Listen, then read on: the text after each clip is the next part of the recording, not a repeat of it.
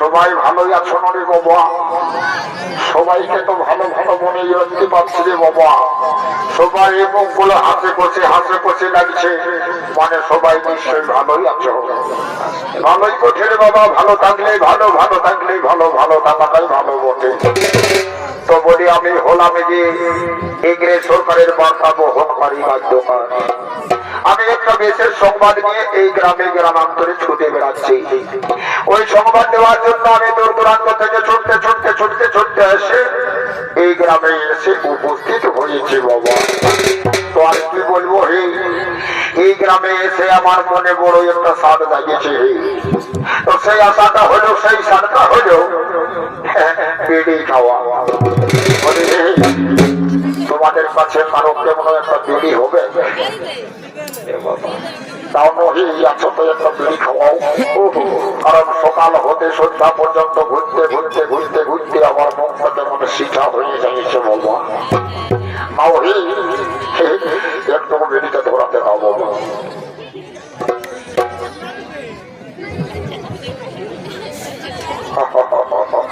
দাঁড়া বাবা, মজা তামাশা করে একটু বিড়িটা কাটিয়ে দিব বাবা। যাই হোক রে বন্ধু, তুমি যে আমার বিড়িটা খাওয়ালে, তোমাকে বাবা তোমার মুখ থেকে আশীর্বাদটা করছি। তুমি দেখবে তোমার জীবন ঘোরা জেলার বাপ হয়ে যাবে তুমি।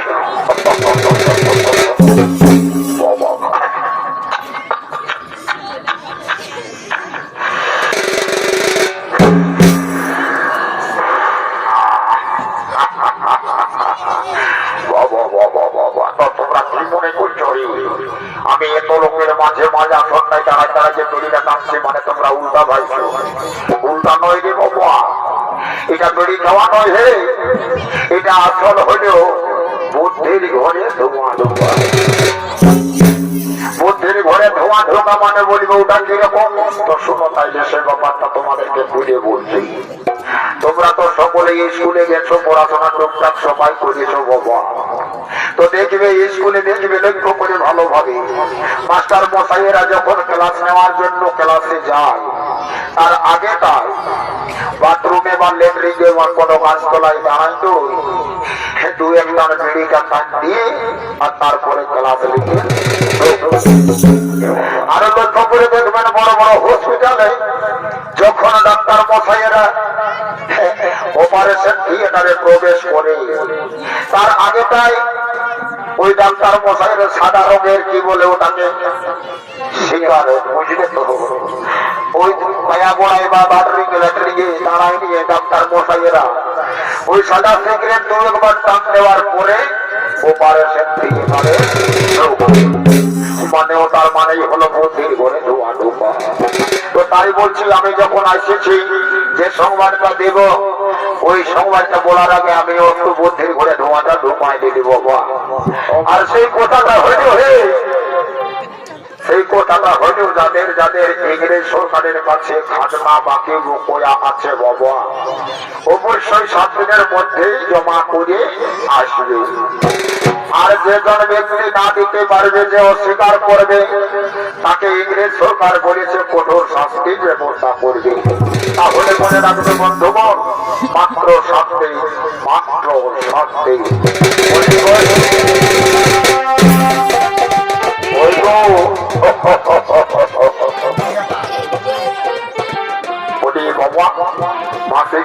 ঠিক আছে, সবাই ভালোই আছো বলে বাবা, বুঝতে পারছি গো তোমরা সকলেই ভালো আছো। আমি লক্ষ্য করেছি গো, যখন ওই বাবা কাকা জেঠাদেরকে আমি সংবাদটা বলছিলাম, তখন তোমরা সবাই দেখছো মনে মনে হাসছো। হাসো না গো, হাসো না, ওটা হাসির ব্যাপার নয় বাবা। কোথায় বলে হাসিলে কাঁদিতে হই, কথাটা মিথ্যা নয়। তো বলি শোনো, তোমাদেরকে ভালোভাবে বলছি বাবা, ইংরেজ সরকারের আদেশ আছে, যাদের যাদের খাজনা বাকি বকেয়া আছে বাবা, অবশ্যই 7 দিনের মধ্যে দিয়ে দিতে হবে। আর যদি কেউ না দেয়, তাহলে তার বিরুদ্ধে কঠোর শাস্তির ব্যবস্থা করবে। মাসে পেয়েছি যে কি গো, তোমাদের আপনজন প্রতি দেবতা স্বামী ধন যদি ঘরে নাই কে বাবা, যদি কাজের সূত্রে দিল্লি, মুম্বাই, টাটা, মহারাষ্ট্র, গুজরাট কাজ করতে গেছে তো অবশ্যই ফোন করে হলো জানাই দেবে বাবা, খাজনাটা অবশ্যই দেওয়ার ব্যবস্থা করবে। তবে মনে রাখবে গো, মাত্র 7 দিন, মাত্র 7 দিন, মাত্র 7 দিন।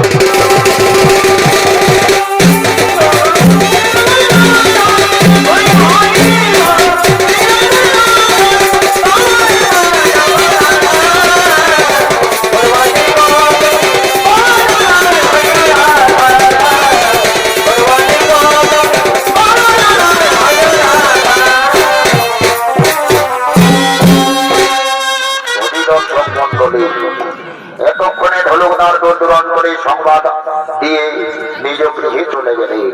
আর অন্যদিকে বীর বিপ্লবী রঘুনাথ মাহাতো তার সমস্ত আদিবাসী বন্ধু বান্ধবদের সঙ্গে নিজের উদ্দেশ্য সফল করার জন্য একত্রিত হয়ে তারা আগমন করছে।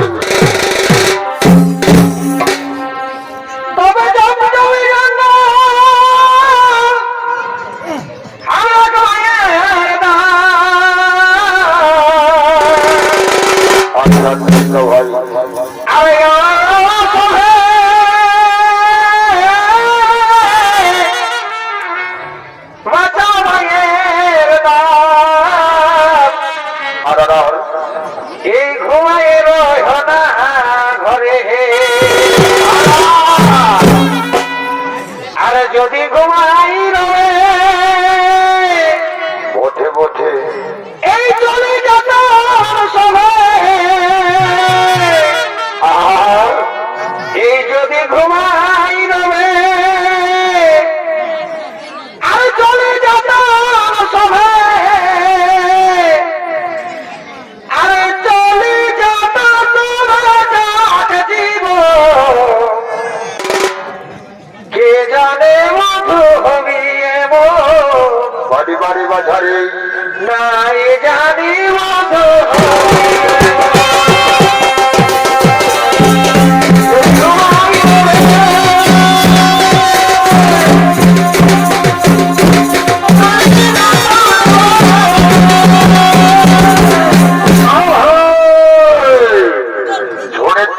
মহান মঞ্চে উপস্থিত শ্রী মাননীয় ছোটেন্দ্র প্রেমী দর্শক মন্ডলী, এই হলো কাশীনাথ মাহাতোর পুত্র বীর বিপ্লবী ভারতীয় স্বাধীনতা আন্দোলনের প্রথম তথা চোয়ার বিদ্রোহের মহানায়ক, বর্তমানে দহরছেকা কর্মী নেতা রঘুনাথ মাহাতো। আর রঘুনাথ মাহাতোর ছোট্ট পরিবেশনা করে রাখারে এক তরুণ ছোট্ট শিল্পী ওস্তাদ বৃন্দাবন মাহাতো।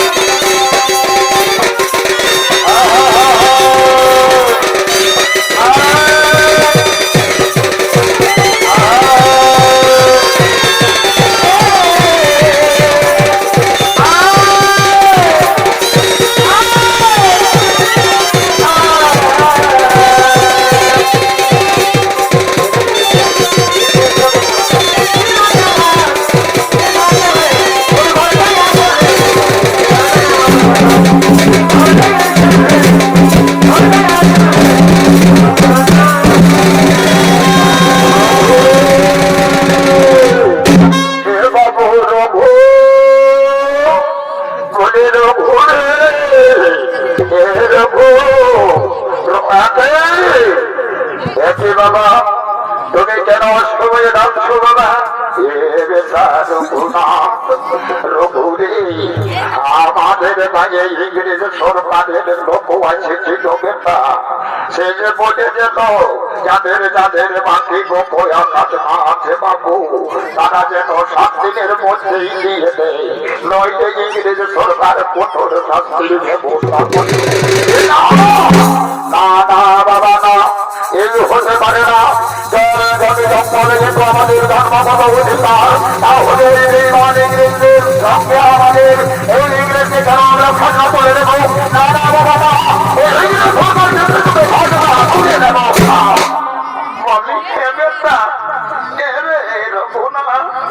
যদি তোরা খাজনা নাই দিতি বাবু তাহলে যে আমাদের ঘর দুয়ার সকল পাগল লাগাই জ্বালাই দিবে কে বেটা তখন তোদেরকে নিয়ে আমি কোথায় যাব তুমি ভয় করো না মাতা আমি যখন পুত্র হয়ে ঘনিষ্ঠ হয়েছে পৃথিবীর মাঝারে তখন যখন তুমি জঙ্গলে আমাদের ধর্মগত অধিকার এই অধিকার থাকা সত্ত্বেও ওই বেইমান ইংরেজদেরকে বলিয়ে বেটা রঘু খাজনা যদি নাই দিবি বেটা তো তোরা কি সবাই ভুলে যাচ্ছিস রে আজকে আমাদের গোলা পূজা বসে বাবু কিন্তু এত বেলা হলো ওই এখনো তো বহু বিজেপি যাই গোবর ছোড়া দিল নাই বা তাড়াতাড়ি গোবর ছোড়া দিয়ে গোলা পূজার ব্যবস্থা করে রঘুনা কিছু বলেছ বাবা তুমি উচিত কথা বলেছ আমি তো ভুলেই গিয়েছিলাম যে আমাদের আজকে গোলা পূজার দিন ও বাবা মা তোমরা কোনো তাকে চিন্তা করো না তোমরা যখন যাও বিশ্রাম আবারে বিশ্রাম করো আমি অবশ্যই গোলা পূজার ব্যবস্থা করবো ঠিক আছে বেটা তাহলে আমরা যাচ্ছি বাবু আমরা যাচ্ছি রে আমরা যাচ্ছি মা আমরা যাচ্ছি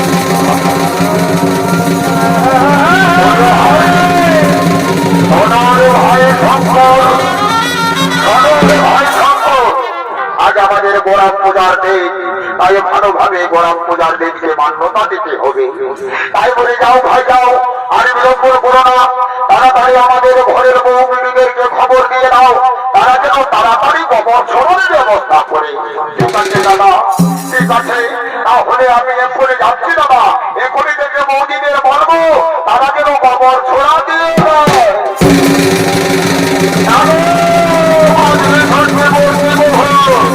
তোমরা তাড়াতাড়ি গোবর ছড়া দাও তাড়াতাড়ি গোবর ছড়া দাও এই থেকে বেটা লাগাইছি না তার মাইকে তুই মারিস না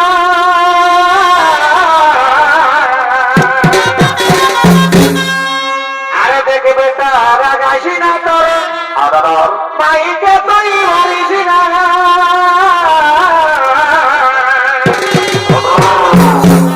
আরে দরকার হলে দিছি না তুই খাতে এই দরকার হলে দিছি না তুই খাতে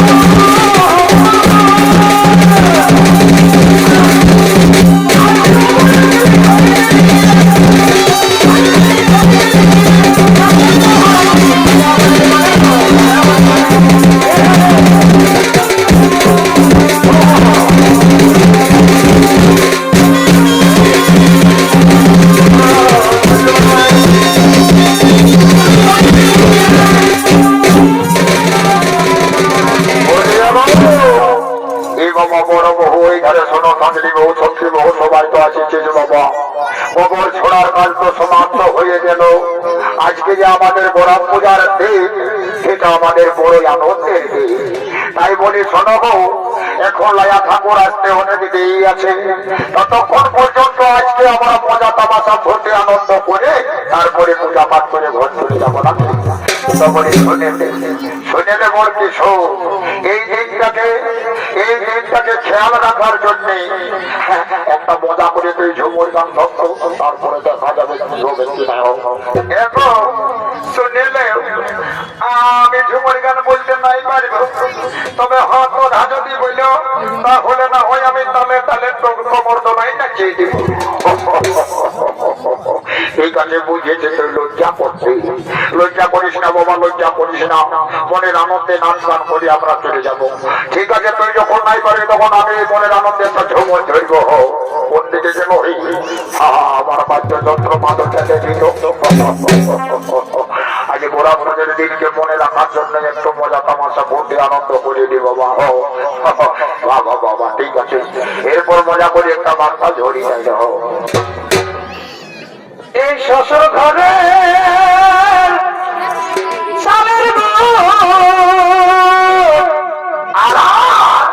যাদের নাই তোরা সবাই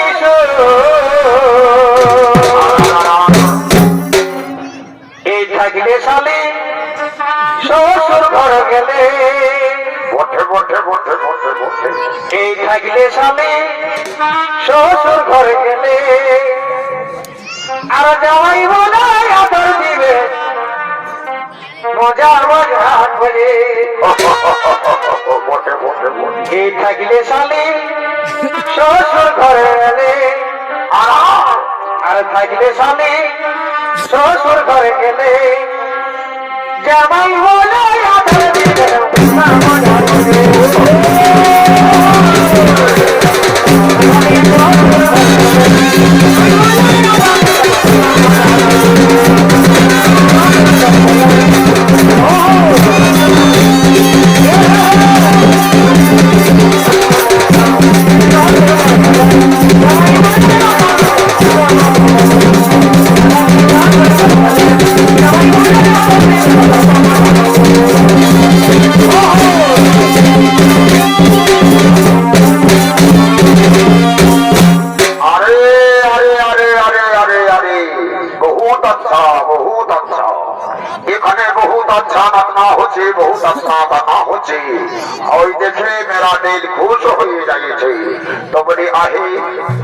এখানে কাশীনাথ মাহাতোর লেখা রঘুনাথ মাহাতো কে আছে?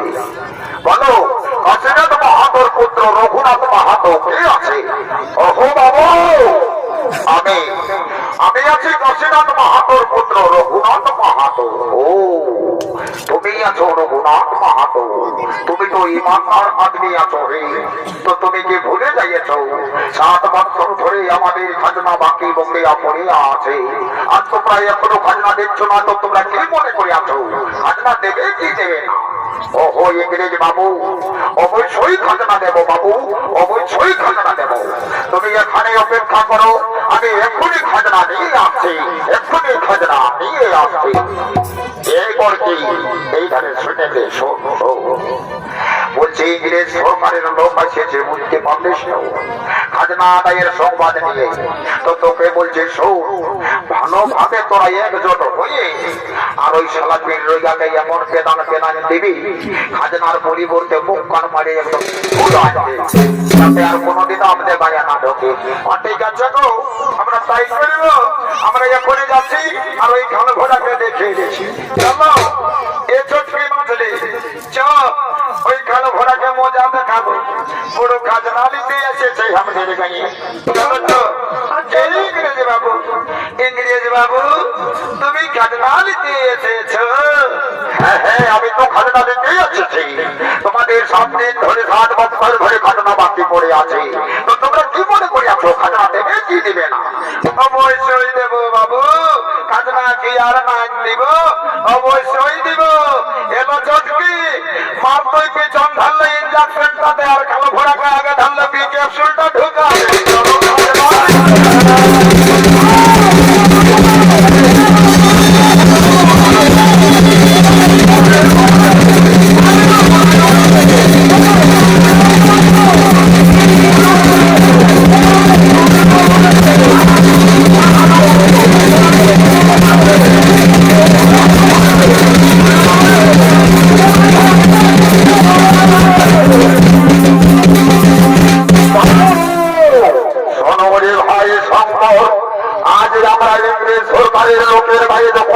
দিয়েছে তখন তারা আমাদেরকে কিছুতেই ছেড়ে দেবে না। তাই বলি ভাই শোনো শোনো শোনো, তোমরা কান দিয়ে শোনো, তোমরা যে দূর থেকে ছুটতে ছুটতে চলে যাও, সমস্ত সোনারপুর আদিবাসী এলাকা বন্ধুদেরকে একত্রিত করো আর তাদেরকে একত্রিত করে ছেলের কাছে রোজা সম্পর্কে একটা বহুল কর্মী সভা হলো। সেই সভায় আমাদের যুক্তিসঙ্গত হবে আমরা যে পুলিশ কারণে আমরা করে তাদের এই ধারণা অস্ত্র গোলা বারুদ আমরা চুরি করে লুণ্ঠন করে ওই অস্ত্র দিয়ে ইংরেজ সরকারের বিরুদ্ধে আমাদের রুখতে দাঁড়াতে হবে। বলি ভাই আর বিলম্ব করো না, চলো আমরা এখন ছুটে যাবো, আমরা এখন ছুটে যাবো।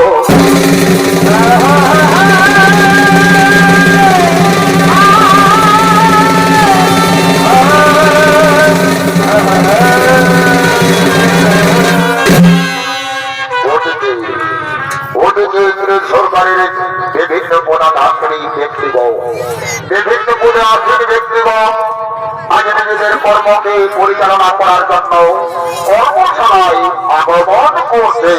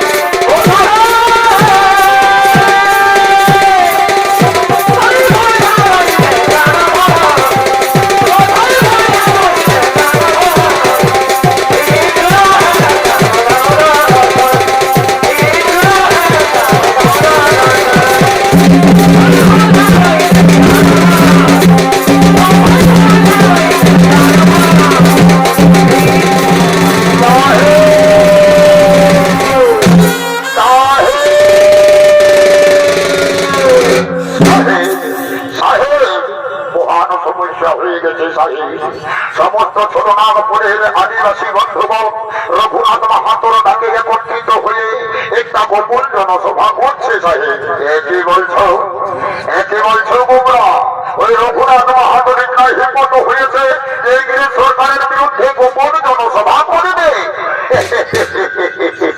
আরে গোমরা, সে জানে না ইংরেজ সরকার ঠিক না ভয়ানক আছে। সাহেব আমি যে গোপন কথা তোমার কাছে বলে দিলাম, এই কথা যেন আমাদের মধ্যে কেউ জানতে না পারে। সাহেব আরে গোবরা, আরে গোবরা, তুই কি বুড়বুক আছে? আমাকে তুই গোপন কথা বলে দিবি আর আমি সেই কথা লোকের কাছে বলবো কেন? আমি কিছুতেই বলবো না, আমি তুই আছে এই গোবরাকে কিছু বকশিস দিয়ে দেই। সে গোপন কথা আমাদের কাছে পৌঁছে দিয়েছে, তার জন্য কিছু বকশিস দিয়ে দেই। এই নাও। তারপরে সাহেব আমি এখন আসছি, আরে গোবরা যা, আরে বিলম্ব করিস না, তুই তাড়াতাড়ি চলে যা,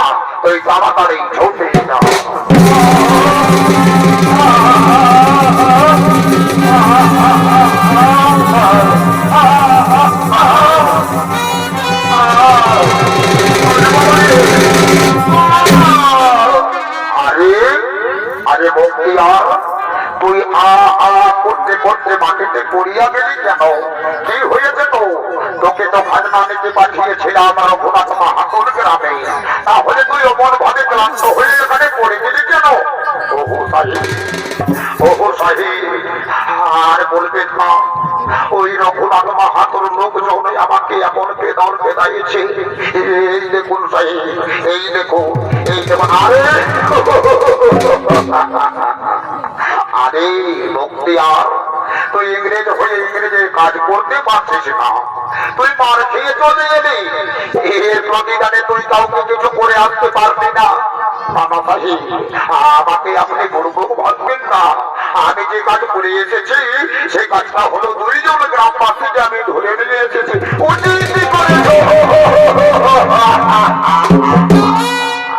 উচিত কাজ করেছ মুক্তি, আর তুমি উচিত কাজ করেছ, তাহলে যাও এক্ষুনি ওই দুইজন গ্রামবাসীকে ধরে নিয়ে এসো, এক্ষুনি দুইজন গ্রামবাসীকে ধরে নিয়ে এসো।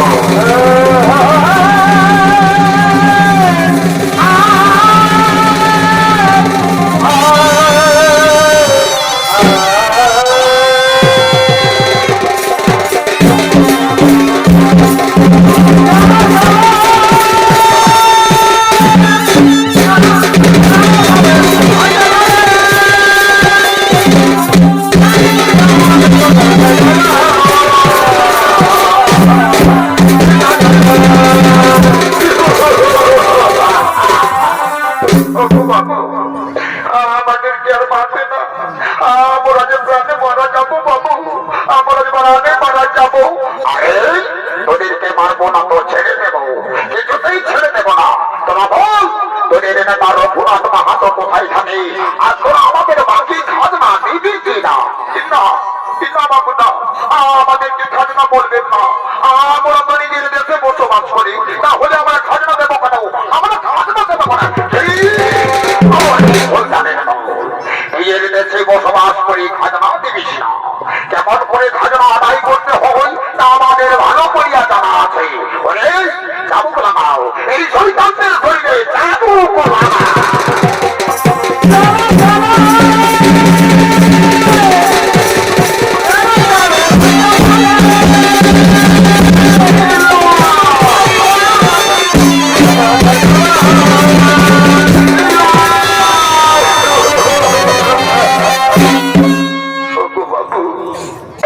আর মারবেন না, আর যে যাবো কিনা ঘর সইতে পারছি না, আর যে যাবো কিনা ঘাটে সইতে পারছে না। ওই শৈতান এরপর তুই দে, এরপর তুই দে, তোর সামনে তোর জবানে বই আমরা ঠিক করি। ওরে ভাই সব এই দুষ্টপতি দুরাচারকে বন্দী কর, এই দম্পতিকে বন্দী কর, এখনই বন্দী কর,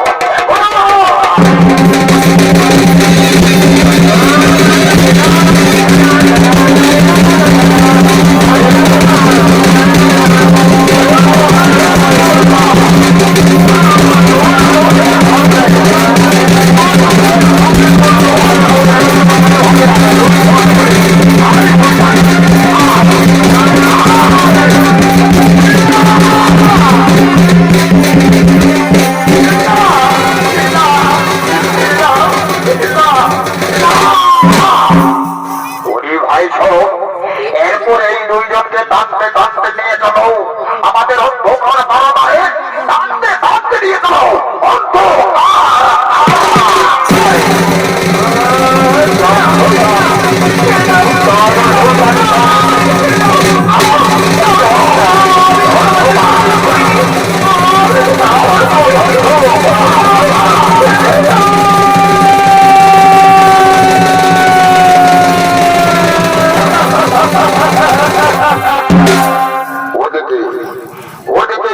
রঘুনাথ মাহাতো ছোট নাগপুর এলাকার আদিবাসী বন্ধু বান্ধবীদের সঙ্গে একত্রিত হয়ে ছেলের কাছে লোটার জঙ্গলে গোপন জনসভা করার জন্য এগিয়ে আসছে।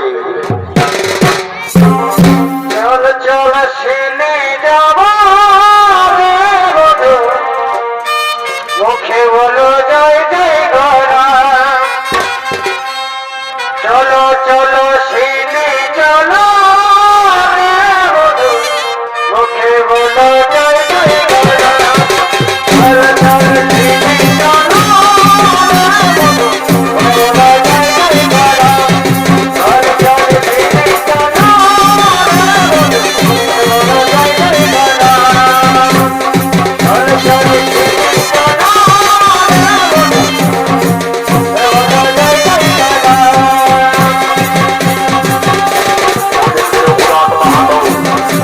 আমার সমস্ত বন্ধু বান্ধবদের মেরে একত্রিত হয়ে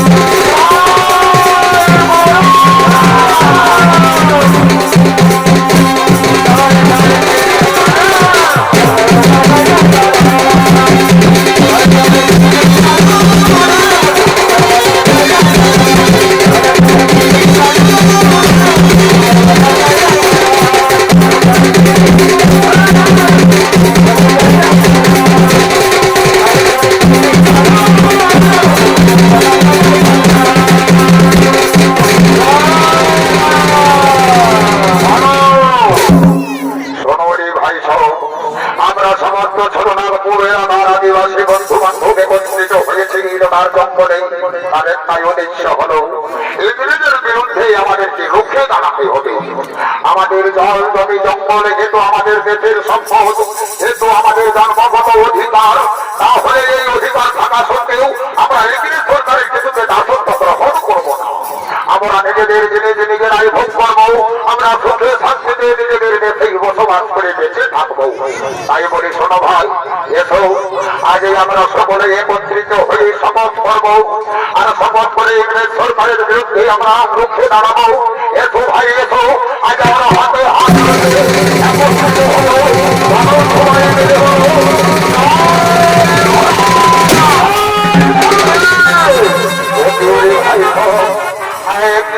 থেকে গভীর আওয়াজ ভেসে আসছে। আমার মনে হয় তারা আমাদের এই গোপন কথা জানতে পেরে চতুর্দিক থেকে আমাদেরকে আক্রমণ করেছে।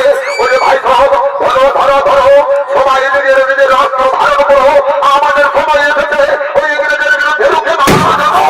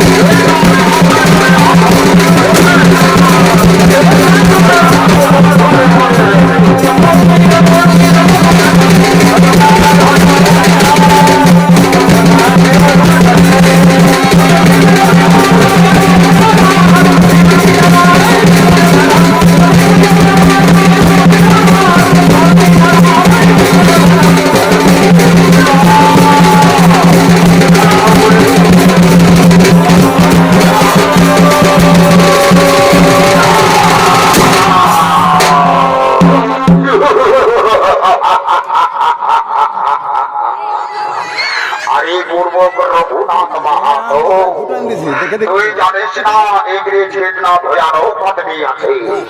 আজ তুই আমাদের সঙ্গে যুদ্ধ করে আছিস, আমাদের সঙ্গে আন্দোলন করে আছিস। আজ তোকে হারে হারে বুঝে আনি আছে ইংরেজের না ভয়ানক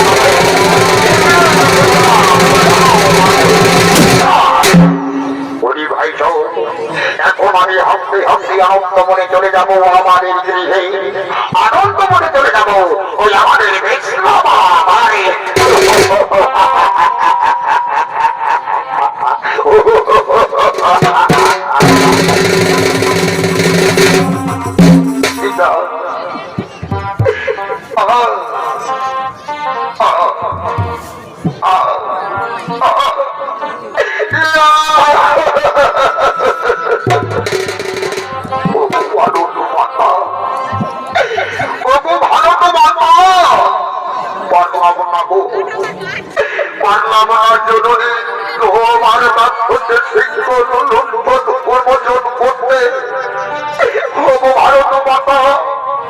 তোমার দাসত্বের শৃঙ্খল মুক্ত করতে আমি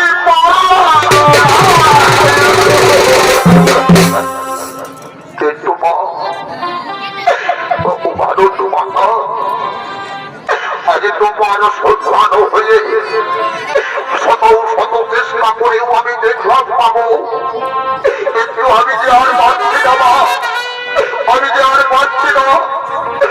ভারত মাতা, তুমি আমাকে খবর দিয়ে করে দাও পাবো,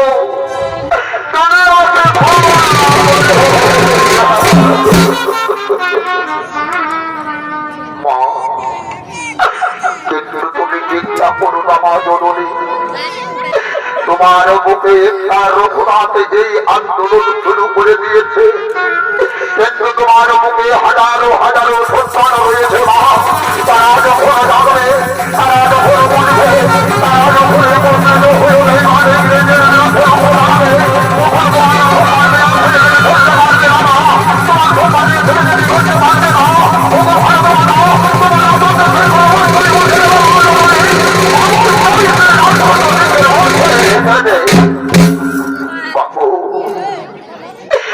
আমার যে সারা শরীর অবস্থ হয়ে আসছে মা, আমি যে আরো সোজা হয়ে দাঁড়াতে পারছি না মা জননী। তুমি আমাকে হৃদয় দাও মা জননী, তুমি আমাকে এই একবার বিদায়